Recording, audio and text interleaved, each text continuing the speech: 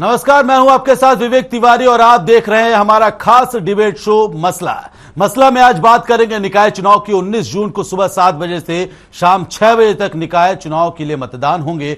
वहीं निकाय चुनाव में वोटों की गिनती 22 जून को ही की जाएगी। शेड्यूल बहुत पहले जारी हो चुके हैं, लेकिन ध्यान देने वाली बात यह है कि चुनाव के लिए पार्टियों की तैयारियां कितनी पुख्ता हैं। बीजेपी ने तमाम लोक लुभावन वादों के साथ सबसे पहले अपना संकल्प पत्र जारी कर दिया है। कांग्रेस लाख दावे कर ले, लेकिन गुटबाजी उसमें अब भी कम नहीं हो रही है, जो कि राज्यसभा चुनाव में भी साफ हो गया। लेकिन कांग्रेस ने निकाय चुनाव अपने सिंबल पर नहीं लड़ने का फैसला किया है। ऐसे में निकाय चुनाव में विरोधियों से पार पाना कांग्रेस के लिए भी आसान नहीं होगा। तो वहीं पंजाब फतह के बाद अब आम आदमी पार्टी हरियाणा में होने वाले निकाय चुनाव को लेकर कमर कस चुकी है और निकाय चुनाव के बहाने ही आप हरियाणा में अपने जनाधार का टेस्ट भी करेगी। खैर, इन सब के इतर इनेलो भी लगातार चुनाव की तैयारियों में जुटी हुई नजर आ रही है और सभी पार्टियों के प्रत्याशी चुनाव को लेकर अब डोर टू डोर कैंपेन भी कर रहे हैं। सबसे पहले आप ये रिपोर्ट देखिए, फिर करते हैं चर्चा की शुरुआत।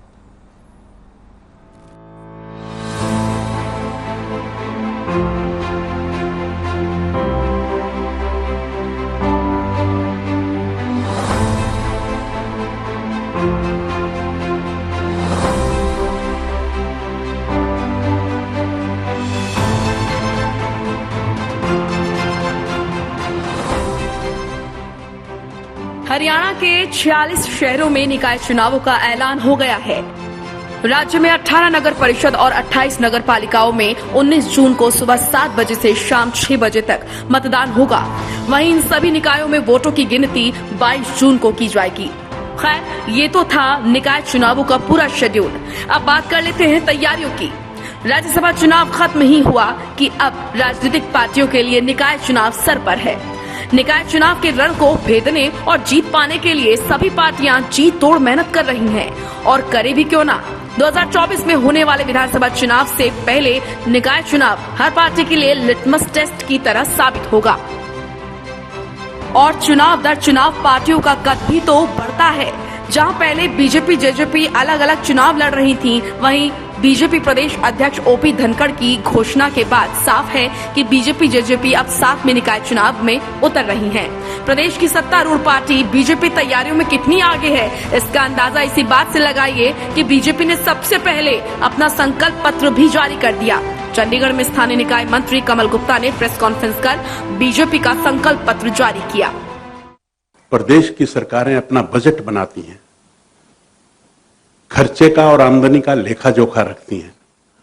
जिस प्रकार से देश की सरकार भी अपना बजट बनाती है, तो हमारा सबसे पहला विजन तो ये है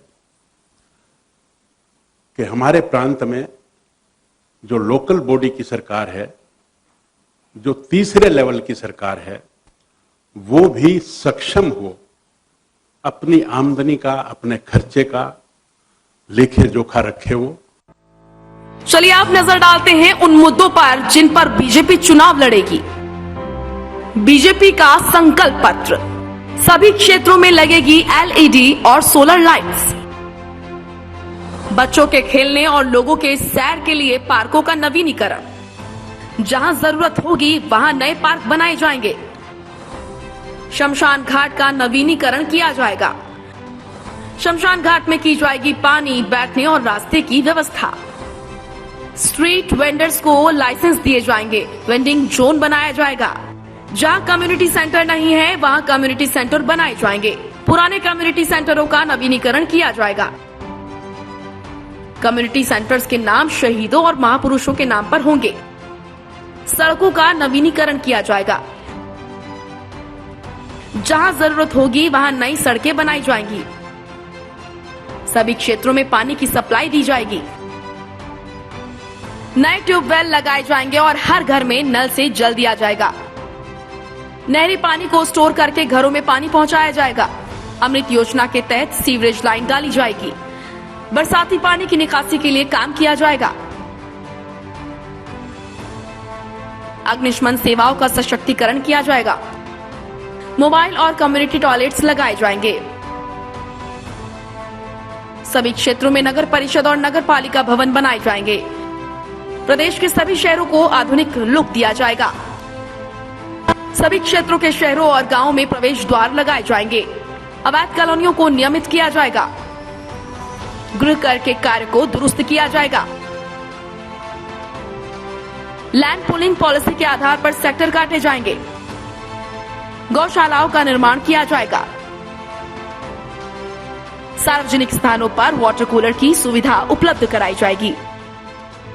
कांग्रेस संगठन में बदलाव के बाद नेता प्रतिपक्ष भूपेंद्र हुड्डा और नए प्रदेश अध्यक्ष उदय भान के लिए राज्यसभा चुनाव में कांग्रेस को मिली हार के बाद ये दूसरी बड़ी चुनौती है, जिस पर खरा उतरकर वो हाईकमान के समक्ष खुद का दबदबा कायम रखना चाहेंगे। तो वहीं आम आदमी पार्टी के हौसले पंजाब फतेह के बाद से बुलंद हैं और आम आदमी पार्टी की नजर अब हरियाणा पर ही है। चुनाव आयोग ने आम आदमी पार्टी को झाड़ू चुनाव निशान अलॉट कर दिया। बीजेपी निकाय चुनाव पार्टी चिन्ह पर ही लड़ती है। कांग्रेस ने चिन्ह पर अभी तक चुनाव नहीं लड़े उम्मीदवारों को बड़े नेताओं का समर्थन रहता है। जेजेपी का बीजेपी के साथ गठबंधन है, इसलिए दोनों दल आपस में सीटें बांटकर ही चुनाव दंगल में उतरेंगे। पंचायत चुनाव से ठीक पहले हो रहे निकाय चुनाव में सरकार बड़ी जीत दर्ज कराना चाहेगी। ज्यादा से ज्यादा निकायों में उसके अध्यक्ष बने, जिससे कि धरातल पर पकड़ और मजबूत की जा सके। इनेलो की भी कोशिश रहेगी कि वो पार्टी चिन्ह पर ये चुनाव लड़कर ज्यादा से ज्यादा उम्मीदवार जिता विरोधी दलों को चौंकाए, क्योंकि बीजेपी, जेजेपी, कांग्रेस और आप उसे आज के परिप्रेक्ष्य में कमतर आंक कर चल रही हैं। कांग्रेस लाख दावे कर ले, लेकिन गुटबाजी उसमें अब भी कम नहीं है, जो कि राज्यसभा चुनाव में साफ हो गया। ऐसे में निकाय चुनाव में विरोधियों से पार पाना उसके लिए आसान नहीं होगा। तैयारियां तो सभी पार्टियां कर रही हैं, लेकिन किसकी तैयारियां रंग लाती हैं, ये तो वक्त ही बताएगा। ब्यूरो रिपोर्ट, हर खबर। तो निकाय चुनाव को लेकर के अब बीजेपी ने अपना संकल्प पत्र जारी कर दिया है और कई सारे वादे बीजेपी की ओर से संकल्प पत्र में किए गए हैं। चलिए चर्चा की शुरुआत करते हैं और हमारे साथ मौजूद है हमारे पैनल में आज सत्यव्रत शास्त्री जी हैं, प्रवक्ता हैं बीजेपी के, आपका बहुत बहुत स्वागत है। बजरंग दास गर्ग जी हैं, कांग्रेस के प्रवक्ता, आपका बहुत बहुत स्वागत है। और रजवंत डहलवाल, प्रवक्ता हैं इनेलो के, आपका बहुत बहुत स्वागत है। और आम आदमी पार्टी से हमारे साथ जुड़े हैं प्रवक्ता अभय जैन, आपका भी बहुत बहुत स्वागत है। सबसे पहले शास्त्री जी, मैं आपके पास ही आना चाहूंगा। अब निकाय चुनाव सर पर है, 19 जून को मतदान होने हैं। अब ऐसे में जो बीजेपी का संकल्प पत्र जारी किया गया है, क्या आपको लगता है कि संकल्प पत्र के जरिए ज्यादा से ज्यादा वोट जो है, वोट कन्वर्जन जो बीजेपी के पक्ष में होगा? देखिए तिवारी जी, बहुत अच्छे समय पर अच्छी एक विषय को लेकर अपने सकारात्मक चर्चा करेंगे, क्योंकि कोई भी पार्टी अपने उस चुनाव के प्रति जितनी गंभीर होती है, उसकी गंभीरता लोगों के सामने आनी चाहिए। भारतीय जनता पार्टी किसी भी चुनाव को हल्के से या केवल फॉर्मेलिटी के लिए नहीं लेती। वो चाहे निकाय का चुनाव हो, नगर निगम का चुनाव हो, विधानसभा का हो, चाहे देश की संसद का हो, चाहे अभी थोड़े दिन बाद हम माननीय राष्ट्रपति महोदय का, महामहिम राष्ट्रपति का चुनाव भी करने वाले हैं। इसलिए किसी भी चुनाव में हम गंभीरता के साथ और विजयश्री हमें मिलनी चाहिए, इस आशा विश्वास के साथ हम काम करते हैं। तो चुनाव लोग क्यों विश्वास हम पर करेंगे? क्योंकि जिस प्रकार से कैंडिडेट उतारने में हमने समय पूर्व काम किया, उसी प्रकार मतदाताओं के लिए भारतीय जनता पार्टी के उम्मीदवार को वोट क्यों दें? उसके लिए आप अब कहेंगे कुछ, कल कुछ कहेंगे, परसों कुछ कहेंगे। हमारा एक संकल्प पत्र की संकल्प के आधार पर हम 5 साल इस नगर शहर के अंदर हम ये चीजें व्यवस्थित करेंगे। तो संकल्प पत्र आपने तैयार किया, इसका आधार क्या है? जो संकल्प पत्र तैयार किया है बीजेपी ने, इसका आधार क्या है? देखिए, आधार तो वहां की जो भौगोलिक स्थिति है या वहां हरियाणा की सरकार का जो अधीन ये रहने वाले हैं, तो वो अपना बजट और वहां के संसाधनों का विकास करके, मैं आपको दूसरी तरफ ले जाऊंगा, इसके प्रश्न का उत्तर बाद में दूंगा, कि संकल्प पत्र में ऐसा कोई वादा नहीं किया जो जन अपेक्षा के अनुकूल ना हो, आवश्यक ना हो या किया ना जा सके। जहां जहां इन चीजों की कमी है या उसके विस्तार की आवश्यकता है, तो उसके आधार के ऊपर ये सब चीजें एक कॉमन प्रोग्राम हमने रखा है कि इन विषयों पर हमारी फोकस रहेगा और इन चीजों को हम आगे बढ़ाएंगे। तो ये सब ऐसे वादे हैं जो जन उपयोगी हैं, जनसाधारण तक इन सुविधाओं को मिलना चाहिए, और ये किसी वर्ग विशेष या किसी एक समुदाय विशेष के लिए नहीं है। ये उन तमाम नागरिकों के लिए है जो नगर पालिका और नगर परिषद क्षेत्र के अंदर रहते हैं और जिनकी मूलभूत चीजों की आवश्यकता होती है। तो इस विजन के साथ कि शहरी निकायों के अंदर रहने वाले लोगों की किस प्रकार की आवश्यकता होती है, किस प्रकार की वो चीजों की डिमांड रखते हैं और कैसा सरकार को उनके सामने ये चीजें रखनी चाहिए समयबद्ध ढंग से, वो एक विजन हमारे संकल्प पत्र के माध्यम से आज हमारे मंत्री माननीय कमल गुप्ता जी ने प्रेस के सामने, जनता के सामने पेश किया। इन मुद्दों के ऊपर हम चुनाव में जा रहे हैं। ठीक है शास्त्री जी, आपके पास वापस लौटूंगा। बजरंग दास जी, आप सिंबल पर तो चुनाव नहीं लड़ रहे हैं, लेकिन समर्थन जरूर दे रहे हैं। क्या लगता है आपको जो बीजेपी का संकल्प पत्र है वो कारगर साबित होगा? तिवारी जी, बीजेपी का जो संकल्प पत्र की आपने जिक्र किया, ये एक ढकोसला है जी। जहां तक कि यह लगभग आज 7.5 साल की रात को हो गए हरियाणा के अंदर, जो सरकार 7.5 साल के अंदर मूलभूत सुविधा ना दे सकी हो। आप शहरों में देखोगे क्या हालत है, बिजली, पानी, सड़कों की हालत, सीवरेज व्यवस्था तो बिल्कुल चरमराई हुई है। अब आपको पता लगे बारिश आने वाली है, सारा शहर जलमग्न हो जाएगा, 5-5, 6-6 फुट पानी भर जाता है। ऐसी स्थितियां, स्कूलों में पानी भर जाता है, सिविल हॉस्पिटल में 7-7 फुट पानी। ऐसी स्थितियां होती है कि मतलब आप सोच नहीं सकते। बात करते लंबी लंबी, हम ये करेंगे वो करेंगे, हमारा संकल्प पत्र ये है। अरे तुम पूरा मुंह बताइए, आपने 7.5 साल के अंदर क्या काम किया है। यहां तक कि नगर निगम का आपने देखा आउटटैक्स घोटाला कितना जबरदस्त, फरीदाबाद में 200 करोड़ रुपए का फर्जी बिलिंग करके काम तक नहीं हुआ, 200 करोड़ घोटाला कर दिया। ये आपके सामने है। इस सरकार ने अनाप शनाप आउटटैक्स बढ़ा दिया, यहां तक कि नया ट्रेड टैक्स हर व्यापारी, छोटा व्यापारी, बड़े से बड़ा उद्योगपति, छोटा उद्योगपति, चाहे रेहड़ी वाला समोसे छोले बेचता है, उसके ऊपर भी एक नया ट्रेड टैक्स, नया इंस्पेक्टरी राज लगा दिया। उसे नगर निगम से, नगर पालिका से लाइसेंस लेना होगा। ये नए कानून लगाकर, नए कानून बनाकर जनता को निचोड़ने में लगी हुई है। इनका सिर्फ क्या है कि हर जगह अपना कब्जा हो जाए। इन्होंने चुनाव तो लड़ रहे हैं, ये बीजेपी जजपा समझौता है। हालात क्या है, हर जगह गुटबंदी है। जहां जजपा ने कैंडिडेट 4 स्टेट जिले दिए हैं, 4 जगह आप लड़ोगे, 14 जगह बीजेपी लड़ेगी। मगर हालात क्या है, जहां जजपा खड़ी है वहां बीजेपी ने खड़े कर दी है।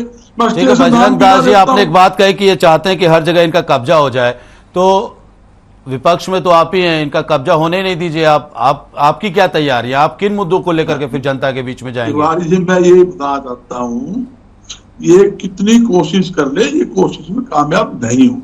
ठीक है, आपके पास लौटूंगा।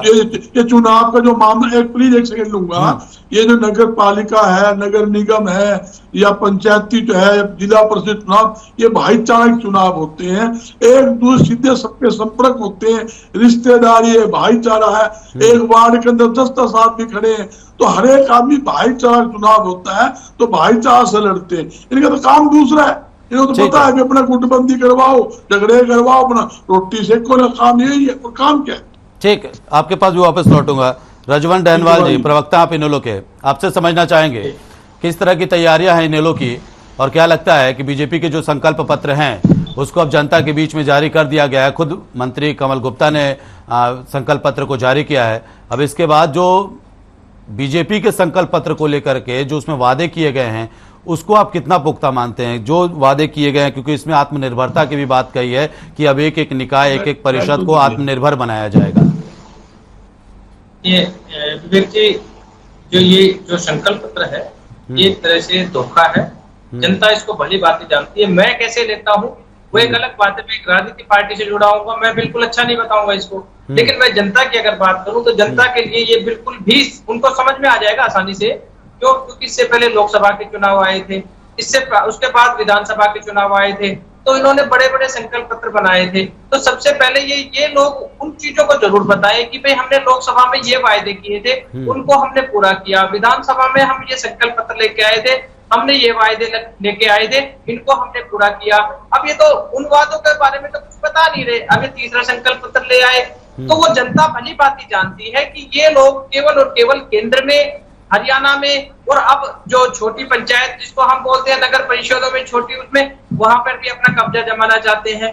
तो जनता इनसे एक ही चीज पूछेगी कि आपने काम क्या किया, आप उसके बारे में बताएं। हमें आपके संकल्प से कोई मतलब नहीं है, आप क्या लेके जाए हैं, क्या लेके आएंगे। अब ये जनता के बीच में जा रहे हैं तो इनको विरोध का भी सामना करना पड़ रहा है। ये सत्यव्रत शास्त्री जी बैठे हैं, ये अपने आप बता देंगे कि जनता इनसे सवाल जवाब कर रही है तो उसका इनका पास जवाब नहीं बन पा रहा, और ये कह रहे हैं कि अब हमारी सरकार आ जाएगी तो हम आपका ये काम करेंगे, हम आपका वो काम करेंगे। लेकिन आज ये अगर मूलभूत सुविधाओं की अगर बात है तो ये इन चुनावों में मुख्य मुद्दे होते हैं बिजली, पानी, सड़क का। ये क्या तो मुख्य मुद्दा तो ये बना के चल रहे हैं, लेकिन क्या ये महंगाई के मुद्दे को भूल जाएंगे? जनता यहाँ कोई भी आदमी है, लोकल आदमी है, क्या वो इन मुद्दों को सामने नहीं रखेगा? भ्रष्टाचार को ये लेकर आए थे सामने कि हम भ्रष्टाचार को जड़ से खत्म कर देंगे। नगर परिषद, नगर निकाय और ये नगर निगमों में जितना भी भ्रष्टाचार हुआ है शायद इससे ज्यादा तो कहीं पे भी नहीं हुआ। अगर ये बेरोजगारी की बात करेंगे, ये यहाँ पर भी जनता इनसे किसी के घर में वोट मांगने जाएंगे तो वो यही तो पूछेंगे कि लोकसभा चुनाव, विधानसभा चुनाव में आपने रोजगार देने की बात कही थी, आपके वो मुद्दे कहाँ गए? स्कूलों की जो व्यवस्था है उसको सुधारने में आपने कितना अपनी भूमिका अदा की? हॉस्पिटल सुविधाओं को आपने कितना उठाया? ये इन चीजों के बारे में सोच नहीं रहे इनके। ठीक है, निकाय चुनाव में, लेकिन रजवंत डैनवाल जी, निकाय चुनाव में आपकी क्या तैयारियां हैं? किन मुद्दों को लेकर के आप जनता के बीच में जाने वाले हैं? सरकार की पोल खोलने का काम कर रहे हैं। आज कांग्रेस के बारे में आपको ऐसा लगता है कि सरकार की पोल खोल देने से जो वोट बीजेपी को जाना है वो आपको मिल जाएगा? एक चीज है, हम आपको वही चीज बता रहे हैं, कांग्रेस आज कई मुकाबले में है नहीं। जनता ने उसको मुख्य विपक्षी दल का नाम दिया था और उसकी जिम्मेदारी दी थी, लेकिन कांग्रेस अपनी जिम्मेदारी का पीछे हट रही है। वहीं पर चौधरी अभय सिंह चौटाला के नेतृत्व में आज इंडियन नेशनल लोकदल आम जनता के जो मुद्दे हैं उनको उठाने का काम करती है, और जनता ये समझ रही है कि अगर हम इंडियन नेशनल लोकदल को मजबूत करेंगे तो निश्चित तौर पर हमारी आवाज भी सुनी जाएगी और हमारे काम भी होंगे। ठीक है रजवंत जी, प्रवक्ता है हमारे साथ मौजूद है अभय जैन जी, मैं आपके पास आना चाहूंगा। अभय जैन जी, पहली बार हरियाणा में पहला चुनाव आपके लिए, क्या तैयारियां हैं? छोटा चुनाव ही सही, लेकिन जो तैयारियां हैं वो क्या कुछ खास है? क्या आपको लगता है कि संकल्प पत्र से वोट कन्वर्जन हो सकता है, या फिर जिस तरह से आपकी तैयारियां हैं उसके बारे में थोड़ा विस्तार से बताएं आप। अभय जैन जी, धन्यवाद जी। सबसे पहले तो मैं करना चाहूंगा आपको कि पूरे हरियाणा में ये 40 निकाय चुनाव हो रहे हैं, 18 नगर परिषद और 28 नगर पालिकाओं में, सब में अगर मुकाबला अगर है सीधा सीधा बीजेपी और आप पार्टी के बीच में, कहीं पर भी कांग्रेस नहीं है और ना ही कांग्रेस सपोर्टेड कैंडिडेट नजर आ रहा है, ना ही आप इंडियन नेशनल लोकदल की बात करेंगे तो उनके कैंडिडेट भी कहीं नहीं। जहां बीजेपी चुनाव नहीं लड़ रही वहां सीधा सीधा मुकाबला जेजेपी और आप पार्टी के बीच। अब मैं बात करूंगा, आपने बताया कि संकल्प पत्र जो भारतीय जनता पार्टी ने दिया है, आप बताइए, इन्होंने लिखा है कि हम इलीगल कॉलोनीज को अप्रूव करेंगे। इन्होंने ये नहीं बताया कि हमने कितनी इलीगल कॉलोनीज को अप्रूव किया है पिछले 8 साल। ये बात कर रहे हैं कि हम कम्युनिटी टॉयलेट बनाएंगे।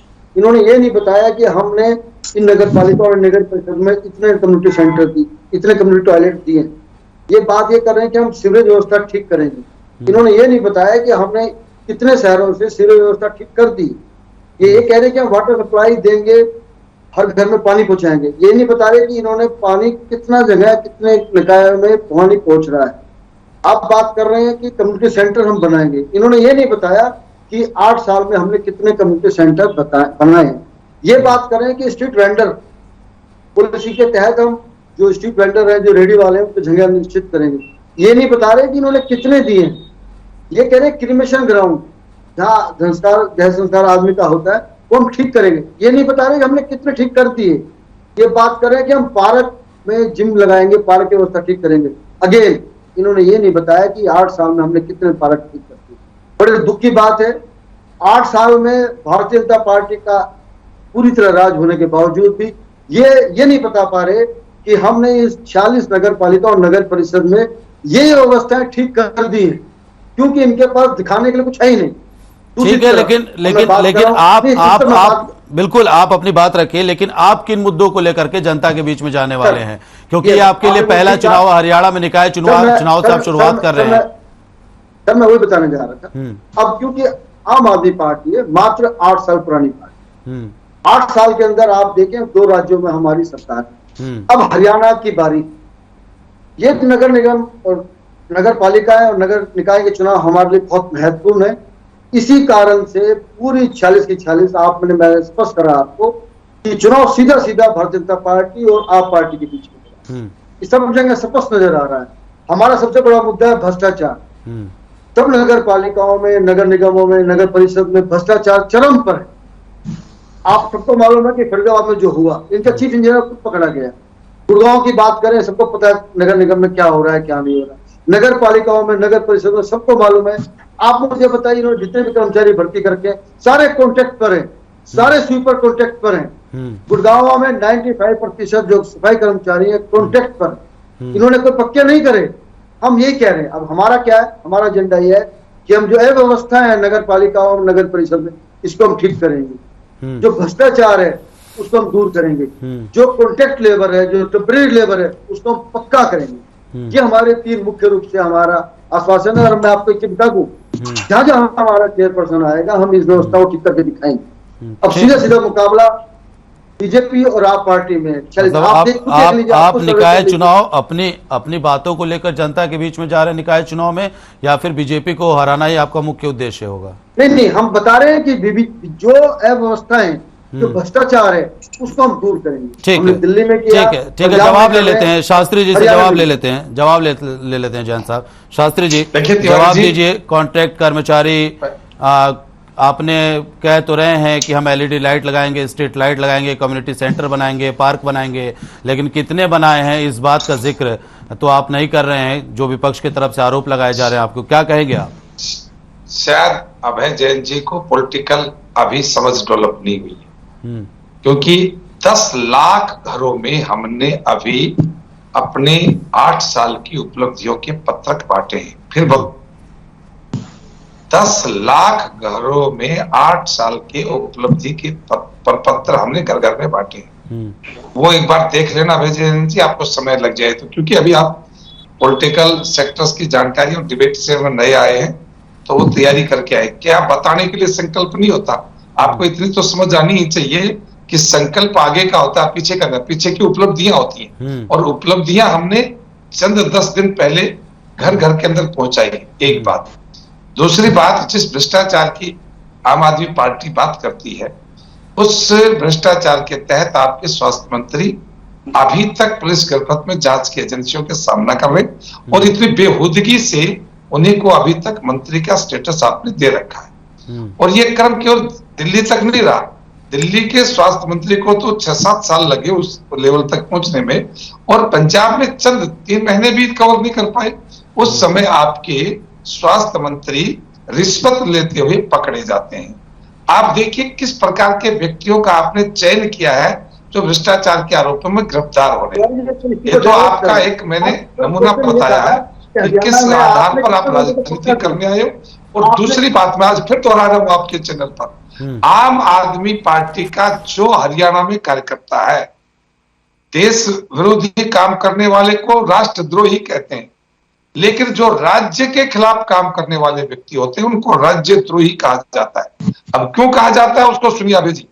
इनके राष्ट्रीय अध्यक्ष और दिल्ली के मुख्यमंत्री आदरणीय केजरीवाल जी पंजाब चुनाव में एक वादा करके आए कि हरियाणा को एक बूंद पानी नहीं दूंगा, और वो हरियाणा जो अपने हक की मांग पिछले कितने सालों से कर रहा है, उस हरियाणा के अंदर बेहूदगी से आम आदमी पार्टी के प्रवक्ता बनकर बैठे हैं अभय जैन जी।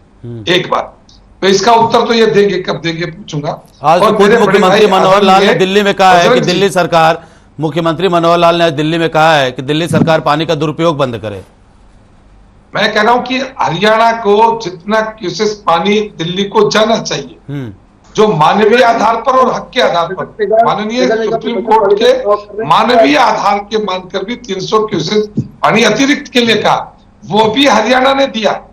उसके बावजूद ये करते क्या है कि पानी का दुरुपयोग उसके रोकने की इनके पास कोई सिस्टम नहीं है। केवल ये दिखाते हैं कि वो इनके 2 हेड है, दोनों हेडों से पानी कहां जा रहा है और वो किस चैनल से जा रहा है उसका कोई मतलब नहीं था।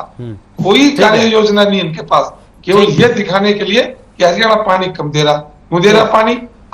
आम आदमी पार्टी, शास्त्री जी आम आदमी पार्टी आपको टक्कर में मानती है, आप टक्कर में मानते हैं आम आदमी पार्टी को निकाय चुनाव में?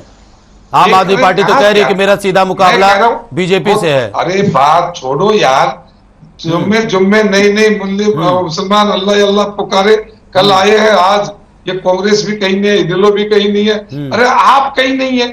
मैं तो कह रहा हूं आपके नाम से लोग आपको अंदर नहीं बढ़ने दे रहे। जो हरियाणा के हितों की बलि देकर पंजाब में सरकार बनाते हैं, वो लोग हरियाणा में वोट मांगेंगे क्या? ठीक है, जवाब ले लेते हैं, जवाब ले लेते हैं शास्त्री जी, जवाब ले लेते हैं। बजरंग दास जी आपके पास भी लौटूंगा, रजवंत जी आपके पास भी लौटूंगा, लेकिन पहले अभय जैन जी के पास। शास्त्री जवाब ले लेते हैं। अभय जैन जी, हरियाणा के हितों की बलि देकर के आपने पंजाब में सरकार बनाई, ये जग जाहिर है, ये जग जाहिर है। नहीं ठीक है, बजरंग जी को एक प्रश्न दे रहा हूं, जब बजरंग जी आएगी क्यों देंगे? वो भी प्रश्न ले लेंगे, पहले जवाब ले ले। शास्त्री जी पहले जवाब ले ले। अभय जैन जी पहले आप जवाब दीजिए, उसके बाद बजरंग दास जी आपका रुख करेंगे और रजवंत जी आपका भी रुख करेंगे। तिवारी जी मैं जानना चाह रहा हूं, ठीक नहीं होता तिवारी जी, जब मेरे से प्रश्न 3 लोगों ने किया तो 3 लोगों की बात कर रहे हैं। तो आपकी बातों का जवाब ले रहे हैं, आपकी बातों का जवाब ले रहे हैं। नहीं तो मैं तो जवाब इनका भी तो मेरा समझ आता हूं, तो आपको फिर मौका मिलेगा सर, आप दोबारा जवाब दे दीजिएगा। शास्त्री जी 2 क्वेश्चन थे, जितने भी सफाई कर्मचारी हैं नगर पालिका और नगर परिषद में, कितने आपने पक्के करे? आपने वो फिगर नहीं बताई। आपने ये नहीं बताया कि 8 साल की बात ही कर लें हम लोग। अरे आप समझ में नहीं आता अभय जैन जी, संकल्प पत्र के अंदर उपलब्धियां नहीं होती, संकल्प पत्र में आगे का विजन होता है। आपको इतनी पॉलिटिकल समझ नहीं है, आप बैठे हो डिबेट के ऊपर। संकल्प पत्र में उपलब्धियां नहीं होती, उपलब्धियों के पत्र अलग होते हैं और संकल्प पत्र आगे अलग चीज होती है। आप संकल्प पत्र पर डिबेट हो रही है, आप उसके व्यवहारिक पर व्यवहारिक के ऊपर बात करो। सर नगर परिषद और नगर पालिकाओं के इश्यू पर डिबेट हो रही है, आपके संकल्प मैं कह रहा हूँ संकल्प पत्र पर डिबेट हो रही है कि भारतीय जनता पार्टी का संकल्प पत्र व्यवहारिक है या अव्यवहारिक है? बोलिए आप, ठीक है, कौन सा पॉइंट व्यवहारिक है? ठीक है, तो हो नहीं सकता जिसका हमने देखिए संकल्प पत्र भावी आगे के 5 साल के लिए है। और ठीक है, अगर आप इस बात को इस तरह से कहते हैं अभय जैन जी कि पुराने संकल्प पत्र के वादे जो कितने पूरे हुए, उन मुद्दों को उठाते तो वो शायद बेहतर होता। भाजपा का संकल्प पत्र, अभय जैन जी माननीय बंधुवर, आप ये बताइए कि संकल्प पत्र में हमने जो संकल्प किया है वो अव्यवहारिक है क्या? वो होना नहीं चाहिए क्या, या वो हो नहीं सकता क्या? वो बताइए। अगले लोग हमने आप वादा कर रहे हो और उसके आधार पर आप चुनाव में जा रहे हो, विषय के ऊपर आइए। आप खुद ही कहते हैं की बातें मत करो सर, आपको आपके शीर्ष नेतागण खुद ही कहते हैं ये हमारा जुमला था, ये हमारा संकल्प नहीं था, ना हमारी घोषणा थी, ना हमारा मैनिफेस्टो था। आप तो खुद ही कहते हैं ये हमारा जुमला था। मैं बार बार आपसे पूछ रहा हूं कि आपने कितनी इलीगल कॉलोनीज को अप्रूव किया पिछले 8 साल में, वो नहीं बता रहे आप। कितने स्ट्रीट वेंडर को आपने लाइसेंस दिया, वो नहीं बता रहे। हम देंगे, कब देंगे? 10 साल पूरे के बाद। ठीक है, आपने 8 साल में क्या करा वो तो बता नहीं रहे आप। अब क्या संकल्प पत्र, आप खुद ही कहते हैं कि हमारा तो जुमला था। भ्रष्टाचार पीक पर है, आपने फरीदाबाद में 200 करोड़ दे दिया ठेकेदार बिना काम करे। आप खुद ही अपने चीफ इंजीनियर को अरेस्ट कर रहे हैं, मेरे से कह रहे हैं कि हम अपना। हम तो अभी 8 साल पुरानी पार्टी है सर, हम तो हरियाणा में पहली बार इस लेवल पर चुनाव लड़ रहे हैं, हम तो नए नए हैं, तो मान रहे हैं हमें पॉलिटिकल समझ नहीं है, हम आपके पॉलिटिक्स करना भी नहीं चाहते। आपने भ्रष्टाचार चरम पर है, चरम पर। आम आदमी ट्राई कर रहा है। आपके मंत्री भी तो भ्रष्टाचार के मामले में फंसे हुए हैं। अभय जैन जी, आपके मंत्री भी तो भ्रष्टाचार के मामले में फंसे हुए हैं। सर ऐसा है, अगर मंत्री की बात करेंगे, उन पे आरोप लगे हैं और अभी भी 13 दिन में ईडी उनसे कुछ रिकवर नहीं कर पाई है। 3 करोड़ रुपए उनके और उनके बताए रास्तों पता लगा है। अगर आप देखिए बीजेपी के जो नेता है या कांग्रेस के जो नेता है, 300 करोड़ रुपए उनके यहाँ मिलता है। ईडी का आपको बता दूं, देखिए जनता अगर बीजेपी की नीतियों पर विश्वास दिखा रही है, विश्वास जता रही, कहीं ना कोई बात होगी। ठीक है, लौटूंगा अभय जैन जी लौटूंगा, और भी मेहमान हमारे साथ मौजूद हैं। कन्विक्शन रेट 0.5% भी नहीं है, 1% भी नहीं है। उन्होंने 200 एफआईआर लॉन्च करी है तो खाली 1 को कन्विक्शन हुई है। ईडी को तो सरकार पूरी तरह यूज कर रही है, सबको मालूम है। ईडी के गठन के बाद से, जब से ईडी आई है तब से 4000 से ज्यादा केस दर्ज हुए हैं, 3000 मामलों में छापेमारी हुई है और कुछ केस पेंडिंग चल रहे हैं। खैर वो अलग बात है, अलग बात है, वो अलग बात है। ईडी की कार्रवाई पे हम बहस नहीं कर रहे हैं। हमारा मुद्दा है निकाय चुनाव में आप जनता के बीच में किन मुद्दों को लेकर के जा रहे हैं। जैन जी, मैं इस पे जवाब दिया मैंने। जैन साहब थोड़ा धैर्य रखिए। बजरंग दास जी, जैन साहब ने भी कहा कांग्रेस को कहीं दूर दूर तक नहीं देखते हैं, टक्कर सीधी बीजेपी के साथ में है। क्या कांग्रेस वाकई में दूर दूर तक नहीं है, या फिर जिस तरह से जो सियासी समीकरण धरातल पर बने हुए हैं, क्या आपको नहीं लगता है कि आपको भी किसी ऐसे संकल्प पत्र या ऐसे वादों की जरूरत है जिनको आप जनता के बीच में लेकर के जाएं और कहें कि आप हमारी सरकार बनाइए तो हम आपको अगले 5 साल में ये देंगे? तिवारी जी, हमारे जैन साहब बड़ी लंबी लंबी बातें कर रहे हैं। भाई, सपने देखना सभी का अधिकार है। मुंगेरी लाल के सपने ये भी हरियाणा में आकर देखे, क्यों नहीं देखे? और जहां तक कि जैन साहब का सीधी टक्कर है और किसी को टक्कर नहीं है, आप पार्टी सीधी टक्कर दे रही है, यह बात भी ठीक है जैन साहब की। टक्कर मारने में तो ये बड़े तेज है, टक्कर सीधी मारते हैं और टक्कर मारनी भी चाहिए। मगर जैन साहब को ये भी तो बता देना चाहिए ना, इन्होंने हरियाणा के अंदर विधानसभा चुनाव भी लड़े, लोकसभा में भी लड़े, पहले नगर निकाय चुनाव में भी लड़े। इनकी क्या हालात रहे, इनको ये भी स्पष्ट करना चाहिए भी हमने चुनाव लड़े थे, हमारा इतना अच्छा प्रदर्शन रहा, हमारे इतने विधायक जितने, कुछ तो क्लियर करे। सभी की जमानत, जब एक तो आदमी ऐसा बता दे जिसके अंदर जो 90 विधानसभा सीट के अंदर एक भी आदमी की ये जमानत बचा पाए। 300 वोट 700 वोट, चुनाव लड़ना सबका राइट, कोई लड़ो, कोई रोक थोड़ सकता है चुनाव लड़ने, अच्छी बात है। एक और परिवार बढ़ता है, वो अच्छी बात है, मैदान में आ रहा है। पर ये कहना भी सीधी टक्कर हमारी उनके साथ है, अनिल लोग भी कुछ नहीं है, फलाना भी कुछ नहीं है। भाई, पहले अपना घर संभाल लो, अपने आदमी संभाल लो, उसके बाद लंबी लंबी बात करना। आपकी केजरीवाल जी भी हमारे पड़ोस के ही है, हिसार जिले के ही है, हिसार में पड़ा हुआ है, सब जानते हैं। असाई स्थिति पत्ते खोलने की जरूरत नहीं हो करती। और दूसरी बात, जहां स्थिति आती भी सरकार बड़ा अच्छा काम है, संकल्प पत्र, देखो बात तो ठीक है, शास्त्री जी बहुत सीनियर प्रवक्ता है, मेरे साथी है और बड़ा अच्छा बोलते हैं। और एक बात और है भाई, अच्छा बोलना, टोपी पहनाना, अगर कोई किसी सीखे तो भारतीय जनता पार्टी सीखे। इससे बढ़िया टोपी ये जनता को पहना नहीं सकते। ये तो भाई दिन को रात भी बना सकते हैं, रात को दिन भी बना सकते हैं, इसमें कोई दो है। ठीक है, इनकी हालात ये देखिए, आप देखोगे निकाय, नगर पालिका, नगर परिषद लगा लो जी आप, यहां तक कि अपने जो नगर निगम है, कोई ऐसा शहर बता दे जहां घोटाले पे घोटाले ना हो।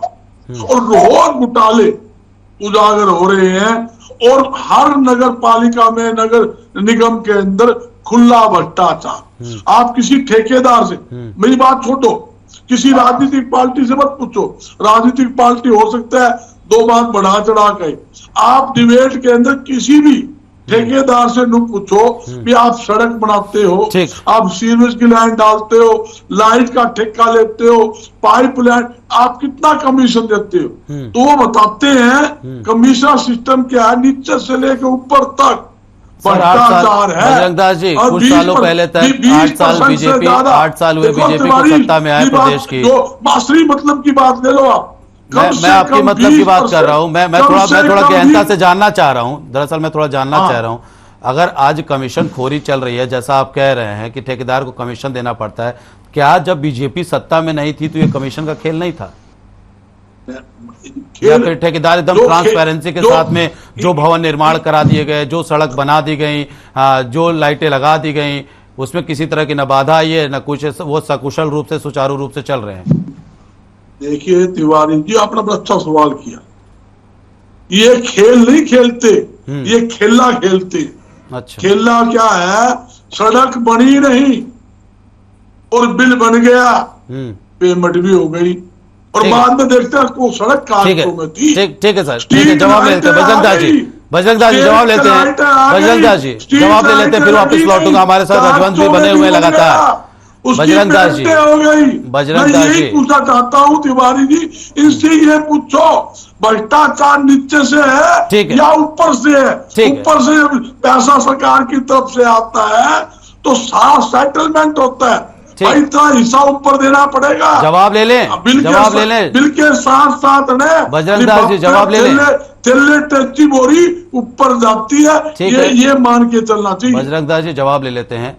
आपके पास लौटूंगा, आपके पास लौटूंगा। रजवंत जी आपके पास लौटूंगा, आपके पास भी आऊंगा। पहले शास्त्री जी आप जवाब दीजिए, फिर रजवंत जी आपके पास आता हूं।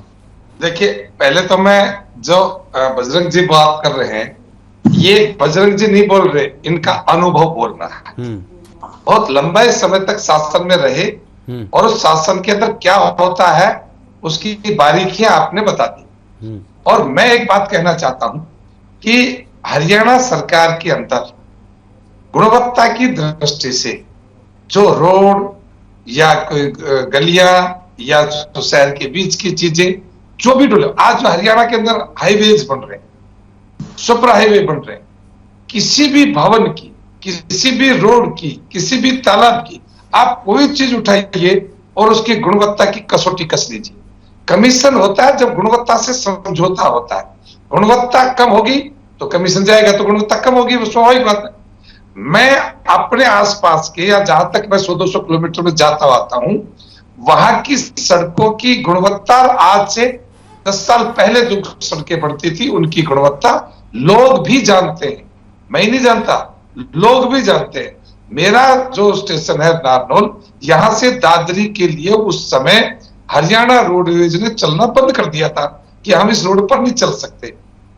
आप भ्रष्टाचार की बात मैं तब मानूंगा जब गुणवत्ता के साथ समझौता हो।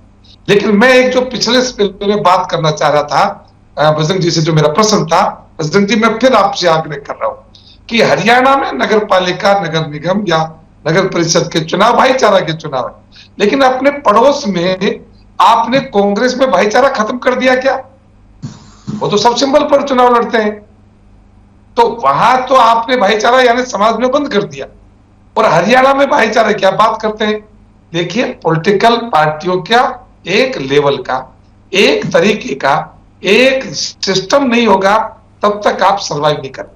और कांग्रेस अपनी इसी स्थिति के कारण से जा रही है कि वो अपने किसी भी एक रूपता के लिए देश के अंदर जानी पहचानी नहीं जाती। न तो नेता चयन के बारे में, न पॉलिसी के बारे में, न तो कोई निर्माण के कार्य में, न कोई पॉलिटिकल विजन के बारे में भी आपके पास कोई ऐसा नहीं मिल रहा कि सारा देश आज प्रदर्शन कर रहा। हरियाणा का कहीं प्रदर्शन ही नहीं है। मैं नहीं चाहता कि आप प्रदर्शन करें, लेकिन मैं एकरूपता की बात कर रहा हूं कि जिस भाईचारे की और जिस पार्टी की आप स्टैंडर्ड की बात कर रहे हो उसका स्तर कहाँ है? गुणवत्ता की हालात तो ये है, सड़क बनती है 4 दिन में टूट जाती है। आपने गुणवत्ता की बात की है, आपकी सड़कें जो बनती है गली मोहल्ले की 4 दिनों में सड़कें टूट जाती है। गणपति का हाथ दिया ठीक है, शास्त्री जी और बजरंग दास जी, शास्त्री जी और बजरंग दास जी, लौटता हूं, आप दोनों के पास लौटूंगा। रजवंत जी भी बहुत देर से बने हुए हमारे साथ। रजवंत जी, क्या आप भी इस क्वालिटी वाले बात के साथ में इत्तेफाक रखते हैं क्या?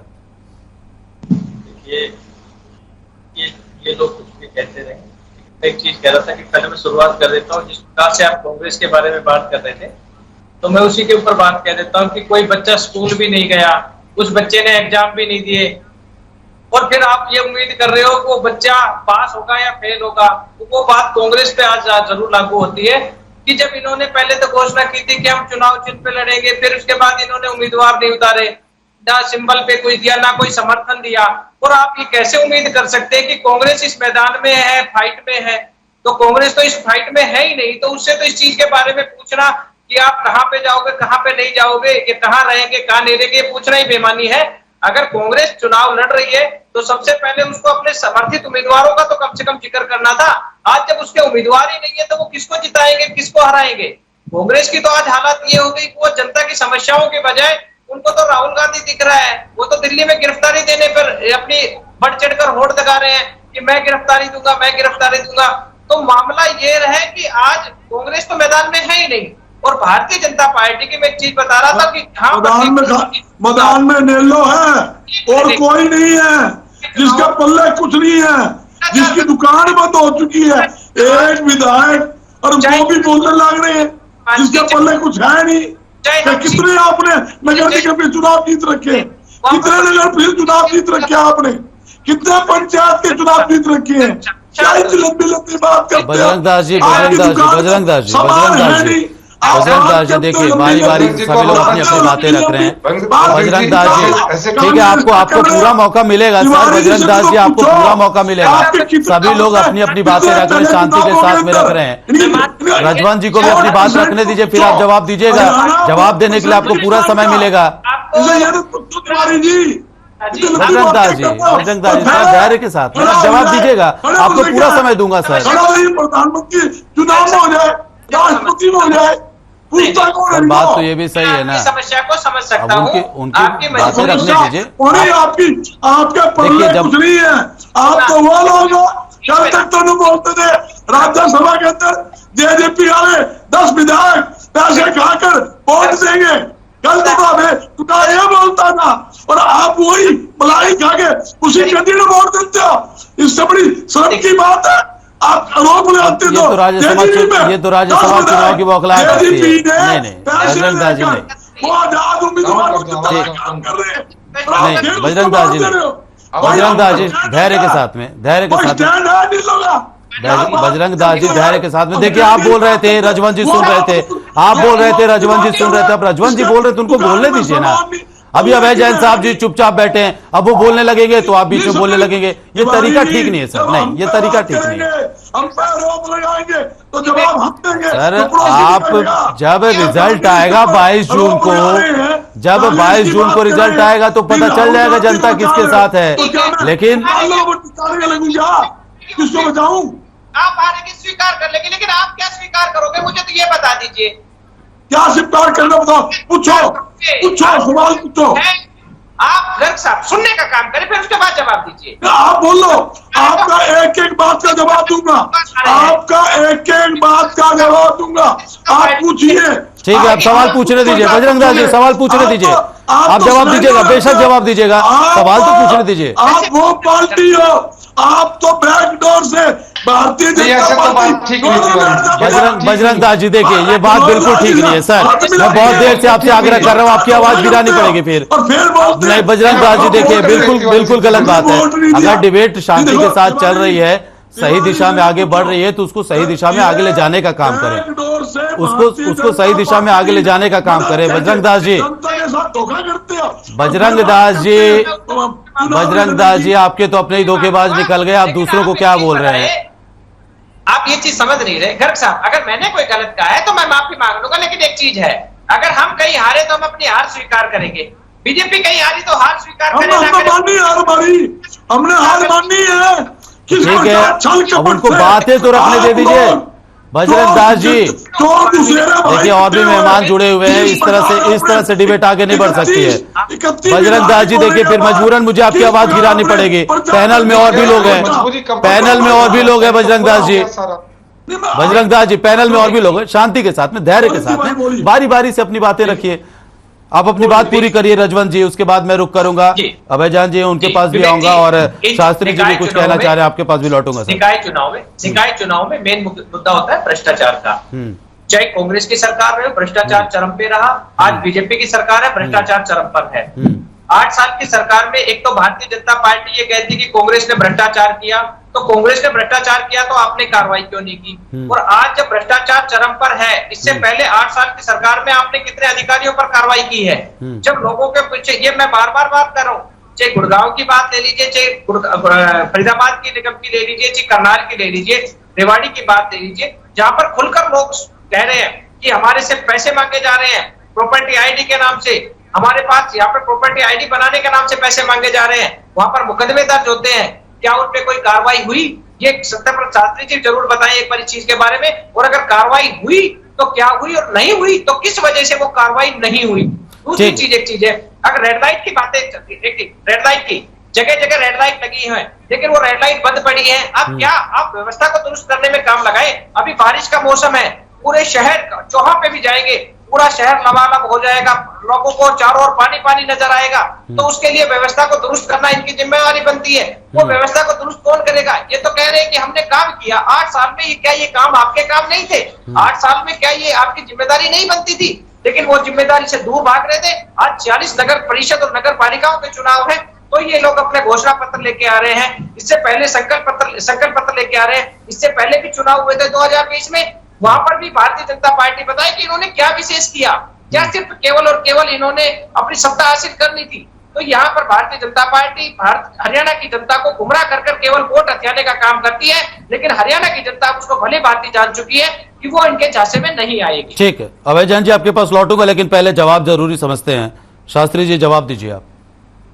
देखिए तिवारी जी, पहले तो मैं बजरंग जी पर बहुत सीनियर होने के नाते मेरी आपत्ति है कि ये व्यवहार ठीक रखे, नहीं है तो फिर डिबेट को संचालित करने वाले का दायित्व बनता है जी। बिल्कुल, वो 1 सेकंड 3 सेकंड तक बात बंद करनी चाहिए, कैसे भी उस मर्यादा के साथ आप बात करेंगे तो सब लोगों को ठीक से व्यवस्था समझ में आएगी। मैं रजन जी की बात पर आ रहा था कि भ्रष्टाचार, मैंने उसी समय फिर कहा, मैं फिर बात दोहरा रहा हूं, भ्रष्टाचार तब होता है निर्माण में जब कमीशन होता है, और कमीशन जब होगा जब क्वालिटीज के साथ समझौता हो। आप किसी भी नगर निकाय के अंदर आप ऐसा बताइए कि वो चीज बनी और वो क्वालिटी की नहीं थी, एक बात। दूसरी बात, आप कह रहे हैं कि भ्रष्टाचार है, मैं कह रहा हूं कि भ्रष्टाचार के अनेक घोटाले हमने उजागर किए, लेकिन वो किसी और के द्वारा नहीं, किसी एजेंसी के द्वारा नहीं, किसी व्यक्ति और किसी पॉलिटिकल पार्टी के द्वारा नहीं। हरियाणा के जितने भी भ्रष्टाचार के आरोप या घोटाले को जब पर्दाफाश किया, वो हरियाणा सरकार द्वारा नियुक्त जांच एजेंसियां, सीएम फ्लाइंग्स, इनके आधार के ऊपर हो रहे, न किसी व्यक्ति और की विजिलेंस टीम भी लगातार कार्रवाई कर रही है भ्रष्टाचार के खिलाफ। विजिलेंस और सीएम फ्लाइंग, उसके ऊपर दो ऐसे स्वयं पार्टी के द्वारा संचालित सरकार के अंदर जो सेल्स का बनाया गया है, हमने उन सेल्स की जो धरपकड़ और उनकी जो छापामारी है उसके कारण से निकल रहा है। तो आप सोचिए, यदि हमारे व्यक्तियों के द्वारा भ्रष्टाचार होता तो क्या छापामारी होती, क्या गिरफ्तारी होती? ऐसा नहीं हो सकता। वो सब मिलकर खाने वाले। यहां सिस्टम को दुरुस्त करने के लिए सिस्टम में बैठे लोग जो अजगर बैठे हैं, वो जो आप लोगों के द्वारा पोषित सिस्टम में, आप कोई सरकार के पास ऐसा नियम तो नहीं है कि कांग्रेस के लगाए थे वो बीजेपी हटा दे, इन लोगों को आए तो कांग्रेस हटा दे। जो एक बार सरकार में आते हैं कर्मचारी, वो रिटायरमेंट तक रहते हैं, लेकिन उनकी मान मर्यादाएं, उनकी भाव भंगिमाएं और उनके आका जिस प्रकार का संदेश, उपदेश, आदेश उनको देते हैं वैसा करते हैं। लेकिन फिर भी करारी चोट भ्रष्टाचार के ऊपर मनोहर लाल सरकार ने अपनी जांच एजेंसियों के आधार पर दिए, और उनके परिणाम आपको चंद दिनों के अंदर आने शुरू हो जाएगा जब उनके ऊपर कार्रवाइयां होने लगेंगी। सर एक और सवाल है, जो कॉन्ट्रैक्ट के कर्मचारी, सफाई कर्मचारी लगातार सड़क पर उतर करके प्रदर्शन कर रहे हैं, लौट रहा हूं आपके पास, लगातार वो सड़क पर उतरकर प्रदर्शन कर रहे हैं, कभी मानदेय बढ़ाने की बात, कभी कोई और बात। तो जिस तरह से सड़कों पर जो नगर पालिका, नगर परिषदों में जो कॉन्ट्रैक्ट वाले कर्मचारी हैं, विशेष तौर पर सफाई कर्मचारियों का जो मुद्दा है, क्या आपको नहीं लगता कि इसको वक्त रहते सुलझाया जा सकता था, या फिर सरकार सिर्फ विचार कर रही है पूरे मसले पर? देखिए, ये आज का नहीं, ये मसले काफी दिन से हैं, और विशेष करके जो ट्रेंड हुड्डा सरकार ने हरियाणा में शुरू किया था, पार्ट टाइम का, कच्चे का, फिर उसको अपने भाईचारे के द्वारा मिलाकर रखे रहने का, वो सिस्टम बहुत पुराने से, बहुत ज्यादा लोग इस सिस्टम में हैं कि उनकी समस्याओं का समाधान तात्कालिक नहीं हो सकता। और एक अब समस्या ऐसी डेवलप हो रही है, उनके लिए नए सिस्टम के आधार पर ही हम उसके पास कुछ काम आगे बढ़ा सकते हैं। इसलिए कच्चे कर्मचारी जो हैं, जो नियमितता की ओर जाना चाहते हैं, उनके लिए सरकार ने अभी दोबारा से एक व्यवस्था की है, एक कौशल विकास का पोर्टल जारी किया है। उसके अंदर जो ठेकेदारी प्रथा थी उसका उन्मूलन कर दिया, उसको समाप्त कर दिया। अब जो कुछ उनको मिलेगा वो सरकारी तंत्र से सीधे उनके अकाउंट में मिलेगा। तो एक पहला चरण हमारा ये है कि हमने उस कौशल पोर्टल के माध्यम से उन सब लोगों को जो ठेकेदारों के तहत काम करते थे और सरकारी काम करते थे, उनको हमने उस पोर्टल पर ले लिया है। अब उनके पास शोषण का कोई दूसरा काम या उसको कोई ब्लैकमेलिंग का काम नहीं है। अब अगला चरण शुरू होगा, उनको नियमित कैसे किया जाए, किस किस प्रकार से किया जाए। नियमित करने के लिए उसका एक सिस्टम भी डेवलप करना पड़ेगा, एजुकेशन मानी जाए, एक्सपीरियंस माना जाए, या उनका काम का तरीका माना जाए, वो एक सब चीज है। लेकिन एक व्यवस्था के तहत हमने एक कदम आगे बढ़ाया है। उस अगले कदम के बाद जब ये व्यवस्था 1-2 महीने में ठीक हो जाएगी तो फिर अगले कदम के बारे में आगे बातचीत करके इसको आगे और बढ़ाएं। ठीक है सर। अभय जैन जी, अगर आपकी सरकार बनती है किसी निकाय में, किसी परिषद में, पंचायत में आप कौन सा मॉडल पेश करना चाहेंगे? दिल्ली मॉडल, पंजाब मॉडल, या क्या व्यापक स्तर पर आपकी तैयारियां होंगी कि हमें कुछ जो सरकारें मौजूदा स्थिति में चला रही हैं, सरकारें जो छोटी सरकार है, शहर की सरकार है, तो उसमें आप कौन सा मॉडल पेश करेंगे? आपके पास कोई रोड मैप है, कोई ब्लूप्रिंट है, कोई प्लान है कि हाँ हम अलग से कुछ करके दिखाएंगे कि देखिए ऐसे शहर की सरकार होती है? सबसे पहले तो मैं आपको बता दूं, अभी बीजेपी प्रवक्ता ने बताया कि भाई टेम्परेरी जो स्टाफ है, जो स्वीपर्स हैं, वो कांग्रेस की देन है, परंतु उन्होंने 8 साल में इन कर्मचारियों को पक्का करने का कोई प्रयास नहीं।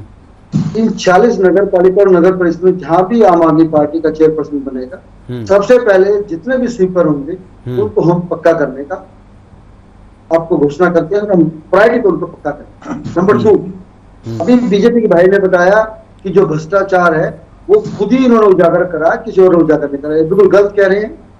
फरीदाबाद में जो 200 करोड़ का घोटाला हुआ, ये इन्होंने खुद नहीं करा। जब हम लोगों ने शिकायत करी तब उन्होंने इन्वेस्टिगेट करा और उसके बाद सर देखिए, अगर आपकी शिकायत जाती है सरकार के पास में, अगर मैं फरियादी हूं, एक छोटा सा एग्जांपल है, मैं फरियादी हूं, मैंने पुलिस थाने में कंप्लेन करी कि सर मेरी ये समस्या है, मेरी सुन लो, मेरी गुहार सुन लो। आपने शिकायत की और सरकार ने त्वरित एक्शन लेते हुए जांच पड़ताल करके अगर किसी अपराधी को पकड़ा है, किसी रिश्वतखोर को पकड़ा है, ये तो अच्छी बात है ना। फिर सर मैं खुद ही कह रहा हूँ, आप एक बार मैं पूरी बात कह दूं आपको।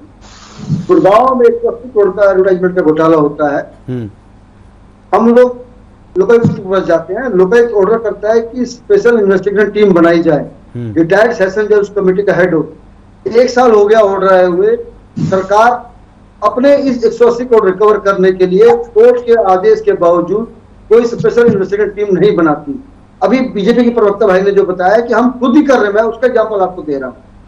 ऐसे दुनिया भर के घोटाले हरियाणा के अंदर हुए हैं। आप अगर सफाई की बात करेंगे, जो रात को मशीन चलती है, उसका कितना सबको पता है कि मशीन लेने में और उसको मेंटेनेंस करने में बड़ा घोटाला हुआ है, पर ये कोई छानबीन नहीं करते।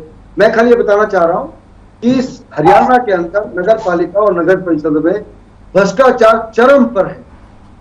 तो अगर हमारी सरकार आएगी तो आपने कहा कि हम क्या कुल मिलाकर आप भ्रष्टाचार के मुद्दे को लेकर के जनता के बीच में जाने वाले हैं, समाप्त करें, भ्रष्टाचार को समाप्त करेंगे और जो अव्यवस्था है सारी नगर पालिका और नगर परिषद में होगी उसको हम खत्म करेंगे, पार्टी तो खत्म। ठीक ठीक ठीक है अभय जैन जी। रजवंत जी, मैं आपके पास आना चाहूंगा, आप काफी देर से कुछ कहना चाह रहे थे। मैं एक ही चीज बता रहा था कि जिस प्रकार से शास्त्री जी ने जो कुछ बताया है, तो बार बार वही चीज कह रहा हूँ कि जब आरोप लगे हैं, जब मुकदमा दर्ज हुआ है और उसके बावजूद भी अगर कार्रवाई नहीं होती है तो वो कमी किसकी है? क्या वो सरकार की जिम्मेदारी नहीं है? अगर कोई ठेकेदार ये कहता है कि मैं पहले 12% कमीशन देता था और अब मेरे को 19% कमीशन मांगा जा रहा है, वो खुल के मीडिया के सामने कह रहा है, तो क्या वो ठेकेदार गलत है या वो अधिकारी गलत है? अगर वो 12% कमीशन ले रहा था तो कब से ले रहा था, इस पे भी तो जिक्र करना पड़ेगा ना। अगर 12% वो कमीशन दे रहा था, किसको दे रहा था, कब से दे रहा था, ये भी तो सवाल है ना। अब 19% अगर मांगी जा रही है तो जो 12% कमीशन है वो किसको दे रहे थे, इस बात पे भी तो प्रकाश डालिए आप। अधिकारियों के नाम ले रहा है, वह पूरी तो चीज बताना चाह रहा हूँ। अधिकारियों का नाम लेके बता रहा है कि इन अधिकारियों को मैं कमीशन दे रहा था, अब इन्होंने कमीशन बढ़ा दिया और कमीशन बढ़ाने की वजह से मेरी पेमेंट रोक दी। मैं तो रेवाड़ी नगर परिषद का ताजा एग्जाम्पल था, अभी बहुत लंबे मामला उठा था ये। अब कच्चे कर्मचारियों की समस्या है, उनका कौन समाधान करेगा? अगर ये आज कूड़े का ढेर पड़ा हुआ है, हर जगह पे गंदगी का आलम पड़ा हुआ है, कूड़े का ढेर लगा हुआ है, चाहे अगर हम हाईवे पे जाते हैं तो वहां पे इतने भारी धुआं का वो प्रदूषण इतना भारी मात्रा में है, उसको कोई कंट्रोल करने वाला नहीं है। तो ये सरकार अपने आप में ये कह रही है कि हम व्यवस्था को दुरुस्त करने में लगे हैं, तो वो व्यवस्था दुरुस्त कैसे होगी? अभी एनओसी और एनडीसी के नाम पर जनता को परेशान किया जाता था, प्रॉपर्टी टैक्स भरना, जो जनता जाकर टैक्स भरना चाह रही थी उसको वहां पर लाइनों में लगना पड़ा, 4-4, 5-5 घंटे लाइनों में लगना पड़ रहा था। अरे छोटी सी चीज है, अगर वो उसको ऑनलाइन कर देते तो घर बैठे अपना पे कर देते, लेकिन इन्होंने ये छोटी छोटी समस्याएं नहीं समझी और उसी की वजह से जनता परेशान है। ठीक है रजवंत जी, वक्त की बहुत कमी है। ठीक है रजवंत जी, पूरा करने में असफल है। ठीक है रजवंत जी, वक्त की बहुत कमी है। आप सभी मेहमानों का बहुत बहुत शुक्रिया हमारे साथ जुड़ने के लिए। सत्यव्रत शास्त्री जी आपका बहुत शुक्रिया, बजरंग दास जी आपका बहुत शुक्रिया, रजवंत डैनवाल जी आपका भी बहुत शुक्रिया और अभय जैन जी आपका भी बहुत शुक्रिया। तो निकाय चुनाव को लेकर के सियासी सरगर्मियां तेज हैं और इसी कड़ी में अब बीजेपी ने अपना संकल्प पत्र जारी कर दिया है और कयास ये भी लगाए जा रहे हैं कि जेजेपी का भी संकल्प पत्र बहुत जल्दी आएगा। लेकिन ऐसे में आम आदमी पार्टी निकाय चुनाव में अपनी किस्मत आजमा रही है। आम आदमी पार्टी का मुद्दा है भ्रष्टाचार या कुछ और, ये समय बताएगा। फिलहाल मसला में इतना ही, रुक रहे हैं छोटे से ब्रेक के लिए।